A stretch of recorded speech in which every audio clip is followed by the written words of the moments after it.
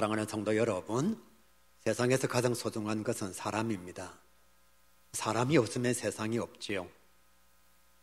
아무리 많은 것을 지구상에 존재하게 한다 할지라도 사람이 없으면 세상은 의미가 없습니다. 그래서 성경은 이렇게 말씀해요. 천하보다 귀한 것이 사람의 영혼이다. 제가 질문할게요. 예수님께서 이 세상에 왜 오셨을까요? 사람을 구원하시기 위하여.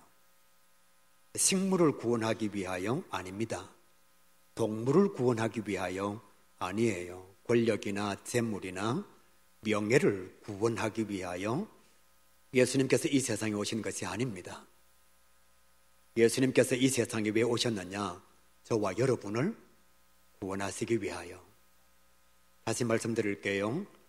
예수님은 사람을 제일 소중히 여기십니다. 예수님은 사람을 위하여 자기 생명을 주셨습니다. 하나님의 보좌를 버리시고 이 세상에 오신 이유가 우리 사람을 소중히 여기셨기에 사람을 구원하시기 위하여 이 세상에 오셨습니다. 이런 예수님의 사랑을 받는 사람들이 예수님을 닮아서 사람을 소중히 여겨야 하는데 실질적으로 세상은 사람들이 사람들을 소중히 여기지 않습니다. 권력 때문에 전쟁을 일으켜서 엄청나게 많은 사람들을 죽입니다. 우리는 안 그런 것 같지만 돈 앞에서 사람을 죽입니다. 유산 앞에서 형제 자매를 무시하고 멸시하고 전대합니다. 예수님은 이 세상에 왜 오셨느냐? 사람을 소중히 여기셔서 사람을 구원하기 위하여 오셨는데 이 사랑을 받은 사람들이 예수님이 사랑하시는 그 사람들을 멸시한다는 거예요. 소중히 여기지 않는다는 것입니다. 세상만 그런 것이 아니라 교회도 동일한 모습을 가지고 있습니다. 사랑하는 가요계 성도 여러분, 저와 여러분은 예수를 믿는 자들입니다. 하나님의 약속의 말씀을 믿는 자들입니다. 예수님의 사랑을 덧입은 자들이에요. 그러면 우리도 예수님처럼 사람을 소중히 여기는 자가 되어야 합니다. 오늘 말씀해 보시면 제자들은 사람들을 소중히 여기지 않았습니다. 예수님께서 엄청나게 인기가 있었어요. 놀라운 기적을 행하였습니다. 능력을 행하였습니다. 그러니까 많은 사람들이 예수님 곁으로 모여들기를 시작했지요. 사실 여러분, 유명한 사람 곁에 가면 무엇인가 얻을 수가 있습니다. 대단한 사람 옆에 있으면 손해는 보지 않습니다. 예수님께서 엄청난 기적을 행하시고 능력을 행하시니까 사람들이 예수님에게 오면 무엇인가 얻을 수 있을 것이라고 생각해서 구름대같이 예수님 곁으로 모여들었습니다. 예수님이 얼마나 좋았으면 자기들만 온 것이 아니라 자녀들까지 데리고 왔습니다. 말씀을 잠깐 멈추고 여러분의 생각을 한번 도와드릴게요. 여러분은 누구 앞에 갈 때 자녀들 데리고 갑니까? 안 가려고 하는 자녀들을 억지로 데리고 가는 현장이 어디인가요? 대단한 현장이 아니면 자녀들을 데리고 가지 않습니다. 그런데 오늘 이 사람들이 예수님을 얼마나 대단하게 생각했으면 자기도 예수님께로 나아가고 자기만 간 것이 아니라 자녀들까지 다 데리고 간 거예요. 그리고 예수님 앞으로 자녀들을 막 밀어보냈습니다. 그리고 요청을 하지요. 만져주십시오. 안수해 주십시오. 기도해 주십시오. 복을 빌어 주시기를 바랍니다. 부모로서 당연한 행위라 그렇게 말할 수가 있어요. 예수님의 능력을 보았기 때문에 예수님께서 기적을 행하시는 것을 어른들이 보았거든요. 보리떡 5개와 물고기 2마리로 5,000명 먹이는 것, 죽었던 사람이 막 살아나는 것을 사람들이 보았습니다. 저와 여러분은 예전에 예수 믿기 전에 용한 무당이 있다 그러면 돈 내고도 갔잖아요. 지 인생도 모르는 무당 앞에 용하기는 뭘 용해요. 그런 사람 앞에 가서 우리가 막 돈을 주면서 복을 빌어달라고 얘기했거든요. 그런데 예수님은 2000년 전에 진짜 죽은 사람을 살리셨습니다. 귀신 들린 자를 자유케 해주셨고 병든 자를 낫게 해주셨습니다. 부모들이 이걸 본 거예요. 그러니까 당연히 자녀들을 데리고 갈 수밖에 없었던 거지요. 그래서 인간적인 욕심을 가지고 자녀들을 데리고 와서 경쟁적으로 예수님 앞으로 자기 자녀들을 보냈습니다. 안수해 달라고, 축복해 달라고. 예수님께서 대단한 능력을 가지고 계시니까 무엇인가 하나는 얻을 수 있을 것이다라는 생각을 가지고 부모로서의 마땅한 행동을 감당한 거예요. 예수님도 잘못한 게 없고 부모님들도 잘못한 게 없습니다. 자녀들도 잘못한 게 없어요. 부모님의 말씀에 순종한 거잖아요. 그런데 여기에 잘못한 사람이 나타납니다. 누구냐 하면 제자들이죠. 아이들이 예수님에게 오는 것을 금하였습니다. 금할 뿐만 아니라 막 꾸짖었어요. 성경 말씀 그대로 아이들이 예수님에게 오는 것을 꾸짖고 금하였더라, 그렇게 말씀하고 있습니다. 예수님도 잘못한 게 없고 부모도 잘못한 게 없고 아이들도 잘못한 게 없는데 당연히 예수님 앞으로 나아가야 할 아이들을 막은 자들이 누구냐 하면 제자들이었습니다. 왜 제자들이 아이들이 예수님에게 가는 것을 막았을까요? 한번 생각해 보시기를 바랍니다. 이유가 첫 번째는 그들이 예수님을 돕는다고 생각을 한 겁니다. 어른들이 와서 예수님의 말씀을 듣는 건 좋아요. 지금 여러분처럼 떠들지 않고 말씀을 들으니까요. 예수님께서 하나님의 나라의 말씀을 선포하시는데 어른들은 도움이 되었습니다. 또 예수님의 말씀을 듣는 것이 좋았어요. 그런데 여러분의 손주나 자녀들 보면 알잖아요. 아이들은 천방지축이거든요. 그러니까 제자들은 예수님께서 말씀을 전하시는 것을 돕는다고 아이들을 오지 못하게 한 것입니다. 그런데 사실 이것은 잘못된 거죠. 예수님께서 이 세상에 왜 오셨느냐? 왜 하나님의 나라의 말씀을 전파하시느냐? 모든 사람들을 구원하시기 위하여 예수님께서 이 세상에 오신 거거든요. 그러니까 제자들은 잘한다고 열심히 했는데 사실은 예수님의 사역을 방해한 겁니다. 자기 생각에 빠져서 예수님께서 진짜 중요하게 여기시는 것이 무엇인지를 제자들은 알지를 못했던 거지요.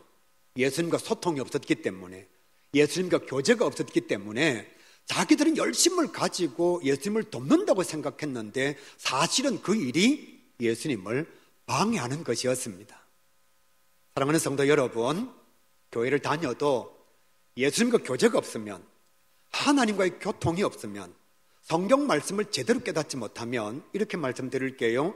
여러분의 열심히 어쩌면 하나님의 사역을 방해할 수도 있다는 것입니다.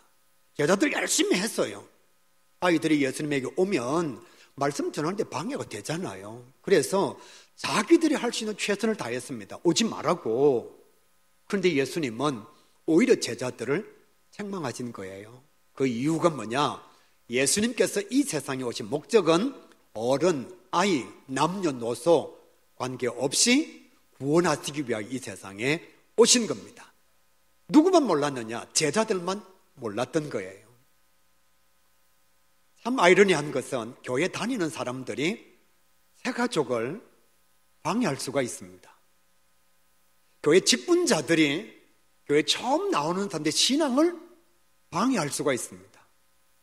자기는 열심히 한다고 하는데 오히려 누군가에게는 하나님을 만나는 기회를 박탈하는 방해자가 될 수가 있다는 거예요. 그래서 하나님과 교제하는 것이, 예수님의 말씀에 깊이 전착하는 것이 너무나 중요한 성도의 삶이라는 것입니다. 제자들이 왜 아이들이 예수님께 오는 것을 꾸짖고 금하였느냐? 그들이 가진 야심에 아이들은 아무런 도움이 되지 않았기 때문입니다. 솔직하게 말씀드리면 제자들은 하나님의 나라에 관심이 없었습니다. 천국, 영생, 부활 이런 것에 관심이 없었습니다. 제자들은 모이기만 하면 네가 높으냐 내가 높으냐. 그래서 예수님한테 요청을 하죠. 주의 나라가 임하게 될 때에 나를 우의정, 내 동생은 좌의정, 나는 오른편, 내 형제는 왼편에 앉혀주시기를 바랍니다. 그러니까 그들이 예수님을 따라다녔던 이유는 자기들의 야심입니다. 출세와 성공이요. 그런데 가만히 생각해 보니까 아이들은 아무리 봐도 투표권도 없어요. 돈도 없어요. 모여봤자 헤게모니를 장악하는데 전혀 도움이 되지 않습니다. 뭐 선거 유세를 한다고 뭐 고함을 질러줍니까? 아니면 선거 자금을 대줍니까? 그러니까 제자들이 아이들은 오지 말라고 한 거예요. 예전에 저희들이 자랄 때에 가끔씩 동네에 약장사들이 왔습니다. 뭐 야바이를 하고 마술을 부리고 난 뒤에 실컷 어른들을 재밌게 하시고 그러고 난 뒤에 결정적으로 분위기가 딱 무르익으면 약을 팝니다. 그럴 때에 아이들이 보고 싶어서 개구멍을 만들어서 막 들어오면 항상 약장수들이 하는 말이 있습니다. 애들은 가, 저리 가, 뭐 이런 거 있잖아요. 제가 지금 잘 못하고 있습니다만은 도움이 안 되니까 오지 말라는 거예요. 제자들도 마찬가지입니다. 자기들의 야심을 이루는데 아이들은 전혀 도움이 되지 않습니다. 와봤자 손해예요. 그러니까 오지 말라고 막았던 거지요. 교회의 성도들도 그렇습니다. 나이 든 사람들 오면 뭐 하는데 밥이나 대접해야 되고, 돈 없는 사람들 오면 뭐 하는데 교회 손해나 끼치고, 예배 드리는데 냄새 나는 사람 오면 예배도 못 드리고 싫어. 자기 신앙생활에 도움이 되지 않으면 자기 마음대로 하나님의 사람들을 재단하고 멸시하고 그들의 구원의 길을 교회에 다니는 성도들이 막는다는 거예요. 누구처럼? 제자들처럼요. 자기 야심과 욕심에 어긋나면 누구도 예수님 곁으로 오지 못하게 하는 겁니다. 세 번째로 제자들이 왜 아이들을 꾸짖고 예수님께 오는 것을 금하였느냐? 당시에 세속적 가치관을 가진 사람들과 똑같은 생각을 했기 때문입니다. 용서하십시오. 이 당시 여자들은 사람이 아니었습니다. 아이들은 인간이 아니었습니다. 그러니까 당시의 사람들은 사람 숫자를 헤아릴 때에도 남자 장정만 헤아렸습니다. 출애굽할 때에 몇 명이 출애굽했느냐? 남자 장정만 계수했습니다. 아이와 여자들은 계수하지 않았어요. 5병 이후의 기적을 일으킬 때에, 7병 이후의 기적을 일으킬 때에 계수를 합니다. 그때 여자아이, 남자아이, 여자들은 숫자에 들어가지를 않아요. 그냥 남자들만 5,000명 이렇게 말하고 있는 겁니다. 그 당시에 여자는 사람이 아니었습니다. 성전세를 낼 때에도 여자들은 성전세를 내지 않습니다. 남자 20세 이상만, 남자라 할지라도 19세 이하는 성전세를 내지 않습니다. 무슨 얘기냐? 아직 하나님 나라의 백성으로서 부족하다는 거예요. 성전에 들어갈 때 내는 세금조차도 여자들과 아이들은 내지 않았습니다. 마음이 아프시겠지만 지금도 이슬람권에는 명예살인이라고 하는 여성 비하가 존재하고 있습니다. 명예살인은 우리 집안의 가문의 명예를 더럽혔다. 그래서 그냥 죽여버리는 거예요. 놀라운 것은 이 명예살인에 남자는 한 명도 없습니다. 다 여자들만 명예살인이 되는 거예요. 어떤 경우냐? 어떤 남자가 내 동생을 겁탈했어요. 그럼 이놈이 나쁜 놈이잖아요. 이놈을 벌 줘야 되잖아요. 내 동생이 자기 몸을 잘 간수하지 못했다 그래서 우리 가문을 더럽혔다고 동생을 죽여버리는 거예요. 남자가 남의 여자를 겁탈할 때에는 네가 우리 가문의 명예를 더럽혔어 그러면서 남자는 죽이지 않습니다. 지금도 이슬람권에는 여성 비하, 폄하, 무시가 그대로 자리 잡고 있는 거예요.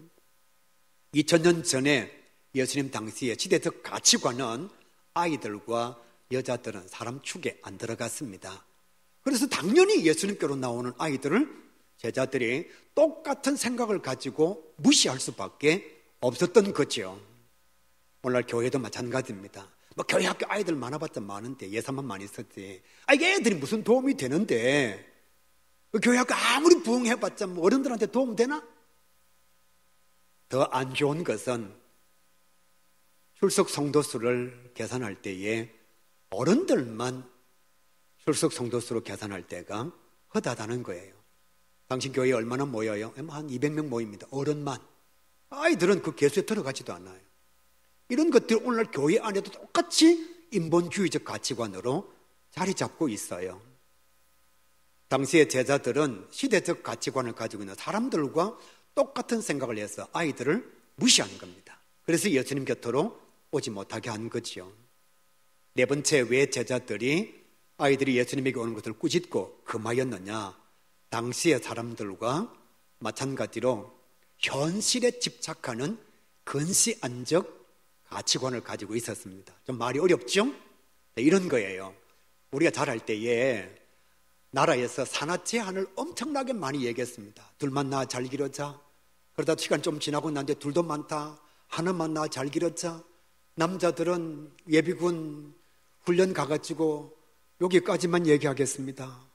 그럼 빨리 집에 보내줘요. 누구를요? 생산직에서 서비스직으로 넘어가는 남자들. 잘 모르시는 모양인데, 정관 수술하는 남자들은 집에 빨리 보내줘요. 왜? 애 못 낳게 하려고. 그런데 지금 다 온 나라가 지금 뭘 얘기하고 있죠? 저출산, 인구 소멸, 나라 소멸, 이런 얘기들을 하고 있습니다. 그때 정치를 입안했던 사람들이 얼마나 근시안적 가치관을 가지고 있나 이 말이에요. 그러면 지금은 그런 생각을 가지고 있지 말아야 되는데 지금도 똑같습니다. 선거 캐치프레이즈를 여러분 한번 보시기를 바랍니다. 어르신들 지하철 공짜 안 된다. 노약자석 없애야 된다. 뭐 이런 얘기를 하니까 젊은 사람들이 막 좋아합니다. 그런데 여러분, 이게 얼마나 근시안적인 거예요? 젊은이들이 조금만 있으면 할배가 됩니다. 그걸 몰라요. 지금 만약에 지공을 없애버리면 자기들도 나중에 지공이 없어지는 거예요. 또 어떤 근시안적 사고가 있죠? 지금 젊은이들이 아이를 낳지 않습니다. 나는 편합니다. 시간이 조금만 지나면 자기의 연금을 보충해 줄 다음 세대가 없는 거예요. 그러니까 지금 30대, 40대가 어른이 되면 자기 연금을 보충해 줄 생산직에 있는 젊은이들이 없는 겁니다. 왜? 자녀를 안 낳으니까요. 그러니까 미래를 보지 못하는 거죠. 지금 제자들도 똑같습니다. 과거와 미래에는 관심이 없어요. 무엇에만 관심이 있냐? 지금 이 아이들이 나에게 도움이 되느냐, 되지 않느냐, 이 근시안적 시각만 가지고 있는 거지요. 우리는 알고 있습니다. 어른들은 다 옛날에 아이였다는 사실을요. 그리고 지금 내 앞에 있는 이 아이들이 20년만 지나면 다 어른이 된다는 사실도 알고 있습니다. 제자들이 진짜 하나님의 나라를 이루어 가려고 했으면 지금 자기 눈앞에 있는 이 아이들을 훈련을 잘 시켜야 20년이 지나고 난 뒤에 위대한 하나님의 나라를 이 아이들이 이루어갈 수가 있잖아요. 근데 제자들은 무슨 생각을 했느냐? 지금 당장 내한테 도움이 안 된다 이거예요. 지금 당장 나에게 효용 가치가 없다는 거죠. 이 짧은 생각 때문에 그들은 미래를 잃어버리게 됩니다. 제자들은 사람의 영혼이나 그 존재 자체에 대한 가치를 몰랐습니다. 나에게 어떤 효용 가치가 있느냐, 나에게 어떤 유익이 있느냐, 지금 당장 나에게 무슨 도움이 되느냐, 그가 가진 능력과 삶의 자리와 그가 가지고 있는 세상적 가치를 바라본 겁니다. 이게 잘못된 거예요. 그래서 예수님께서 제자들을 책망하신 겁니다.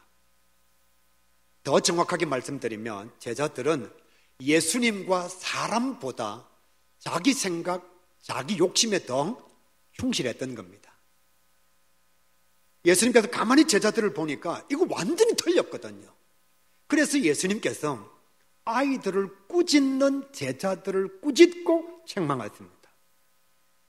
먼저는 제자들이 아이들이 예수님께 오는 것을 꾸짖고 금하였는데 그 뒤에 말씀해 보시게 되면 예수님께서 그런 제자들을 보시고 노하시고 분노하시고 책망하셨다, 그렇게 말씀하고 있습니다. 왜 그랬을까요? 제자들이 한 게 틀린 거거든요. 제자들이 지금 잘못하고 있는 거거든요. 예수님께서 아주 중요한 말씀 세 가지를 제자들에게 말씀해 주셨습니다. 사랑하는 가요교회 성도 여러분, 앞에 전제 조건은 기억 못해도 괜찮습니다. 지금 예수님께서 제자들에게 들려주시는 말씀, 우리들에게 들려주시는 이 세 가지 음성에 귀를 기울여야 합니다. 예수님께서 제자들에게 이렇게 말씀하셨어요. 어린 아이들이 내게 오는 것을 금하지 말라. 어린 아이들이 내게 오는 것을 금하지 말라. 성도들아, 없는 사람이 교회에 오는 것을 금하지 말라.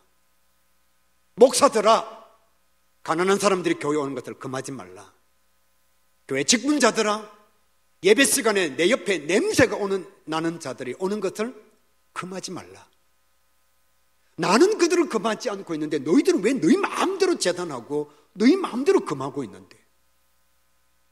내가 이 사람들을 위해서 왔노라. 예수님께서 제자들에게 그리고 오늘 우리에게 분명히 말씀하십니다. 우리는 돈 많은 사람을 좋아합니다. 왜? 세속적 가치관이 우리에게 있으니까. 우리는 깔끔하고 냄새나지 않고 교회에 유익을 끼치는 사람을 좋아합니다. 왜?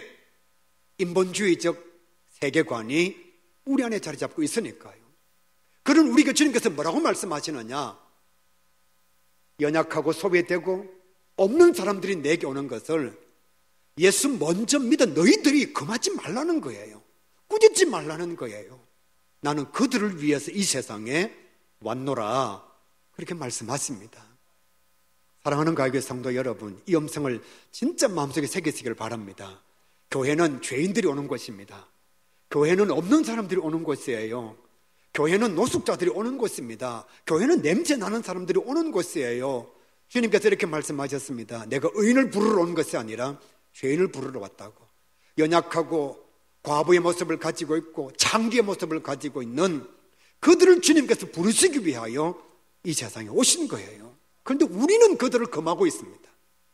열심히 주님을 돕는다고 생각하는 내 행동이 오히려 예수님에게 사람들이 갈 수 있는 길을 우리가 막고 있는 거예요. 두 번째, 주님께서 이렇게 말씀하십니다. 하나님의 나라는 이런 순수한 사람들의 것이야. 하나님의 나라는 이런 어린 아이들의 것이야. 목사 네 거 아니야. 장로 네 거 아니야. 교회 중직자들 너의 것이 아니야. 하나님의 나라는 하나님을 바라보는 자들의 것이야.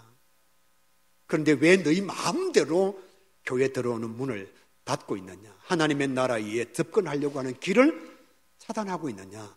네 거 아니야, 네 거 아니야. 주님께서 말씀하시는 거예요. 하나님의 나라는, 하나님의 교회는 이런 순수한 믿음을 가진 자들의 것이야. 교회에 오래 다녔다고 네 것이라고 착각하지 마. 교회 헌금 많이 했다고 네가 교회 주인이라고 착각하지 마. 그렇게 말씀하시는 거예요. 제자들에게 그리고 우리들에게. 세 번째로 예수님께서 이렇게 말씀하십니다. 하나님의 나라의 주인은 순수한 믿음을 가진 자들이야. 천국의 주인이 누구냐? 부산시장 아니라는 거예요. 재벌 기업의 회장 아니라는 것입니다. 하나님 나라 천국의 주인은 믿음을 가진 자라는 거예요. 가난해도 믿음을 가진 자, 출세하고 성공하지 않아도 믿음을 가진 자, 병상에 누워있어도 믿음을 가진 자, 나병 환자를 할지라도 믿음을 가진 자. 제자들은 세상적 가치관에 그들의 시선을 빼앗겼습니다. 그러나 예수님은 분명히 바라보고 있습니다. 믿음이 있는 자를 찾으시는 거예요. 그 사람이 어떤 존재 가치를 가지고 있든지, 그 사람이 어떤 능력을 가지고 있든지, 그 사람의 삶의 자리가 어떠하든지 예수님은 그게 중요한 것이 아니라 그의 마음속에 믿음이 있느냐 없느냐. 예수님은 이렇게 선포하신 것으로 끝나신 것이 아니라 진짜 실천하셨습니다. 어린 아이들을 안으시고. 성경 말씀이 간단해서 그렇지 여러분, 지금도 21세기 시대에도 냄새나는 아이가 많은데 2000년 전에 그 사막 지역 유대인들 가운데 아이들이 얼마나 깨끗했을까요? 그런데 예수님은 그 오는 아이들을 다 안으시고 서다듬어 주시고 안수기도 해주시고 축복해 주셨다는 거예요. 예수님은 영혼 자체, 사람 자체를 소중히 여기신 것입니다. 오직 믿음을 가지고 있는 그 사람, 그 존재를 예수님은 소중히 여기신 거예요. 그래서 말씀에 보면 예수님은 창기들이 자기에게 나오는 것을 금하지 않았습니다. 동족의 피를 빨아먹는 세리들에게도 가서 말씀을 전하신 거예요. 현장에서 간음하다가 잡힌 여인에게도 나도 너를 정죄하지 아니하노니 가서 다시는 죄를 범하지 말라. 예수님은 모든 존재를 다 소중히 여기셨습니다. 제자들은 능력을 받습니다. 가치를 받습니다. 자리를 보았습니다. 그래서 덕이 되지 않으면, 유익하지 않으면 오지 말라고. 한국교회도 어쩌면 이런 죄악의 모습을 가지고 있는지도 모르겠습니다. 그런데 예수님의 관심은 뭐냐? 자리가 아니에요. 그 사람이 가진 능력이 아닙니다. 재물의 정도가 아니라 그 마음속에 축복에 대한, 예수 그리스도의 구원에 대한 믿음이 있느냐 없느냐, 예수님은 그것만 보신 거거든요.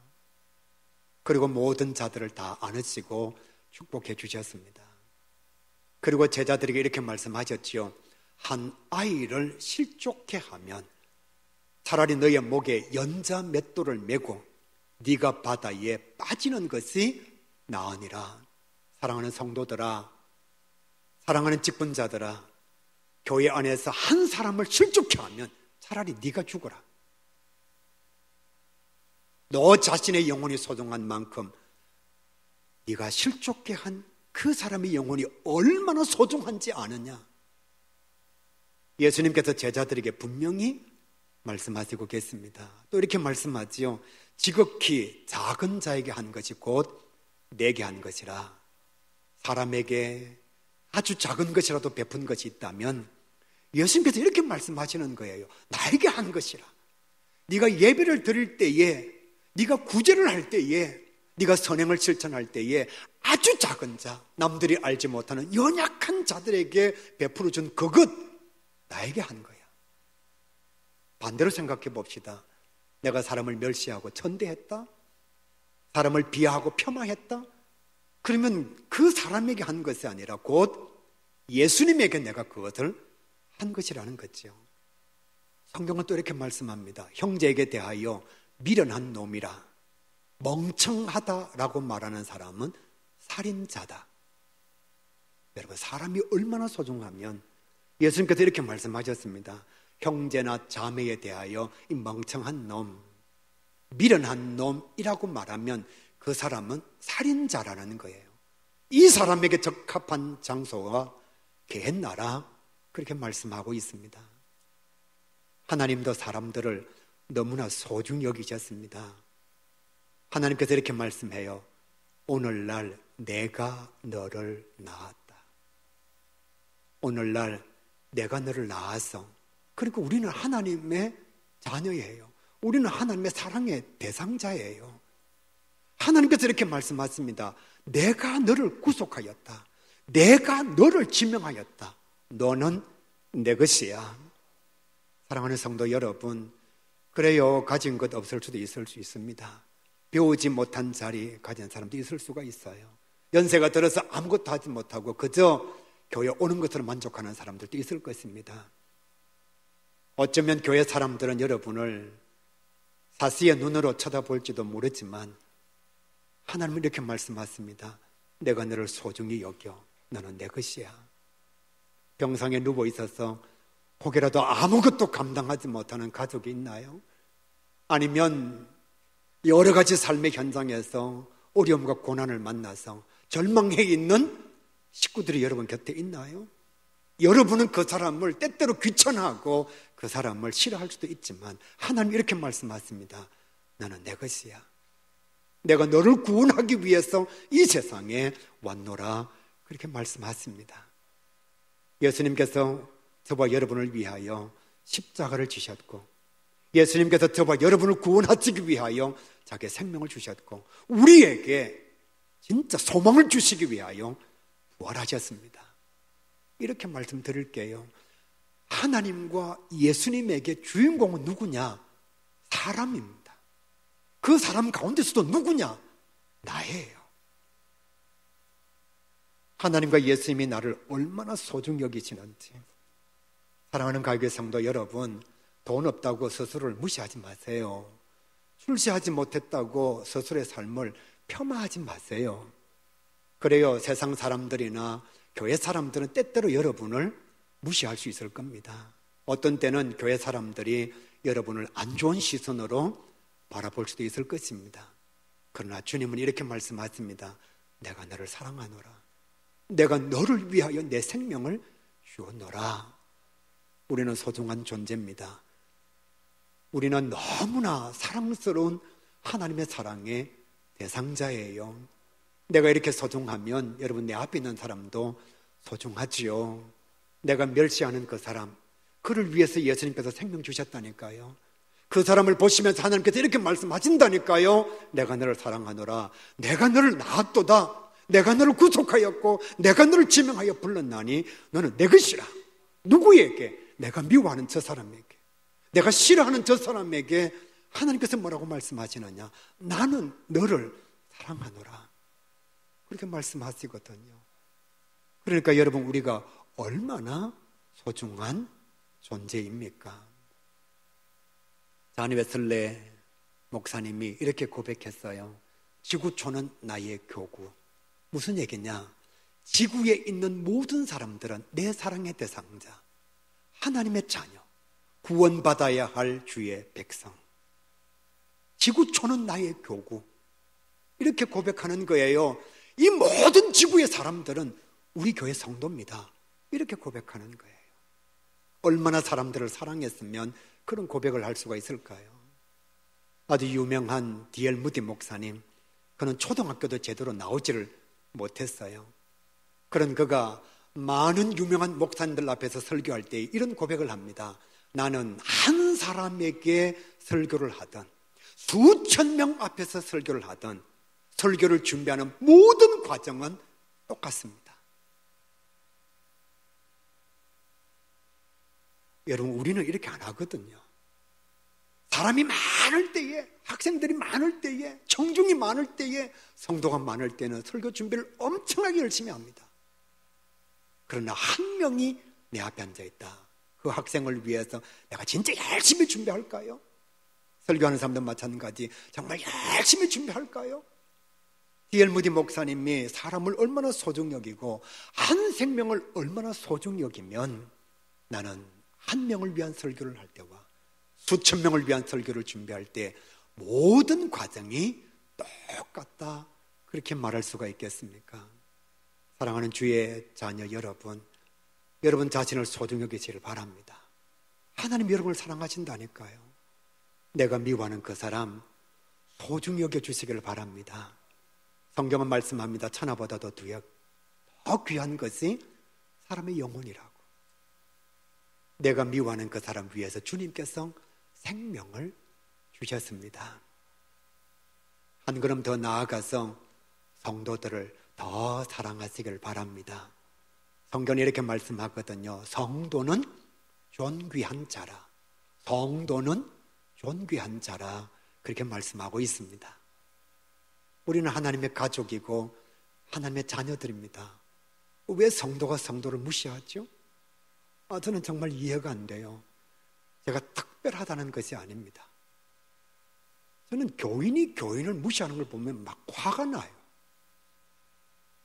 약 한 18년 전, 19년 전에 우리 교회 구역장 권찰들이 황령산에 소풍을 갔을 때에 그 버스 기사가 우리 교회 구역장 권찰들을 막 꾸짖고 험악한 얘기를 하는 거예요. 제가 가만두지 않았습니다. 여러분, 왜 우리 성도들을 욕먹는 현장에 그들을 내버려 둬야 합니까? 축구선수 박지성이가 인터뷰에서 이렇게 말했습니다.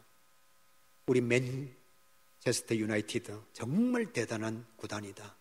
유명한 선수들이 엄청나게 많다. 그래서 우리끼리 연습할 때에 편을 나누어서 연습을 하면 얼마나 힘든지 모른다. 왜? 너무너무 잘하는 선수가 많으니까 내가 공을 몰고 가면 다 막는다는 거예요. 또 내가 막고 있으면 다 뚫고 들어온다는 겁니다. 그래서 연습할 때 엄청나게 힘들다는 거예요. 그런데 놀라운 것은 우리 팀이 하나의 팀을 만들어서 상대방과 경쟁을 할 때에는 나를 힘들게 했던 그 모든 선수들이 다 내 편이라는 거예요. 저와 여러분의 영적 전쟁을 감당하고 있습니다. 여러분, 사탄은 우리 편이 아니에요. 안 믿는 사람들의 영적 전쟁에서 우리 편이 아닙니다. 그러나 밉다 할지라도, 좀 모자란다 할지라도, 내 뜻과는 맞지 않다 할지라도 성도는 영적 전쟁을 감당할 때에 평상시에 교회 안에서 나를 힘들게 했지만 그 현장에서는 내 편이란 말이에요. 박지승이가 그렇게 말했어요. 나를 힘들게 했던 그 사람이 우리 편이 되니까 얼마나 상대방을 힘들게 하는지 너무너무 좋다는 거예요. 성도는 그리스도 안에서 형제 자매들입니다.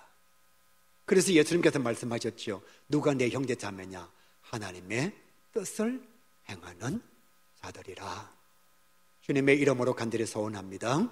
믿지 않는 사람들을 소중히 여기는 자가 될 수 있기를 간절히 바랍니다. 성도들을 더 소중히 여기는 정말 소중한 존재로 인정하고 함께 동역하는 우리 가족의 모든 성도 꼭 될 수 있기를 주님의 이름으로 간절히 축복합니다.